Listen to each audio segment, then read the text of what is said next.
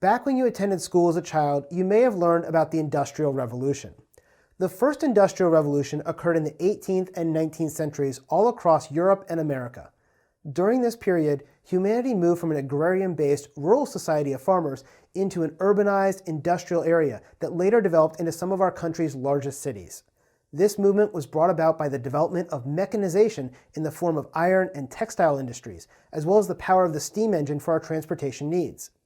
The Industrial Revolution was only the first one, though. By the end of the 19th century and continuing until World War I, or the Great War as it's known in Europe, humanity moved into the Second Industrial Revolution. During this time, our industries expanded to include steel, oil, electricity, and electrically powered equipment to aid in the mass production of goods.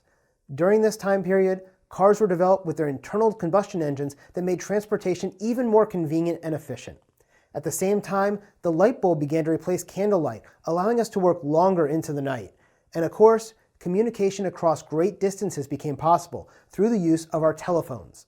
Life was better than it had ever been before, but humanity wasn't done exploring and inventing yet.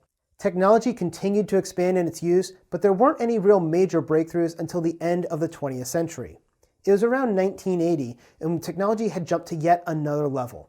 This was way beyond what existed in the Second Industrial Revolution. It was at this time that the Third Industrial Revolution, known as the Digital Revolution, truly began.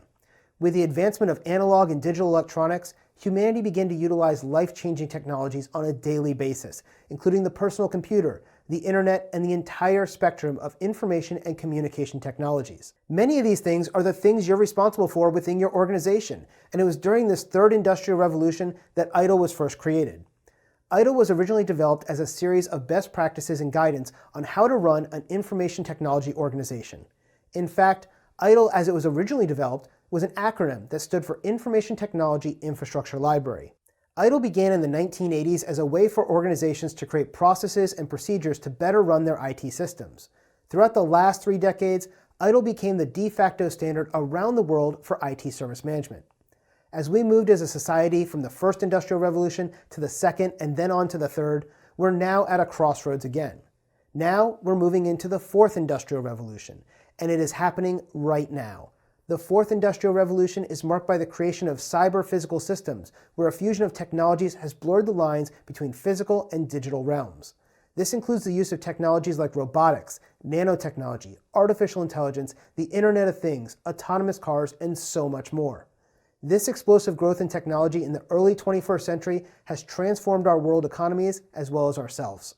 So you may be wondering right now, why are we spending time talking about the history of various industrial revolutions that occurred over the past few hundred years? Well, it's to make this point. ITIL 4 is not considered ITIL version 4. Instead, it's ITIL for the Fourth Industrial Revolution. ITIL is no longer considered an acronym. ITIL is a brand name. It simply means ITIL. It doesn't mean Information Technology Infrastructure Library anymore, because ITIL is more than just infrastructure. This is a major shift in the way ITIL approaches the challenges of IT service management based on this as well.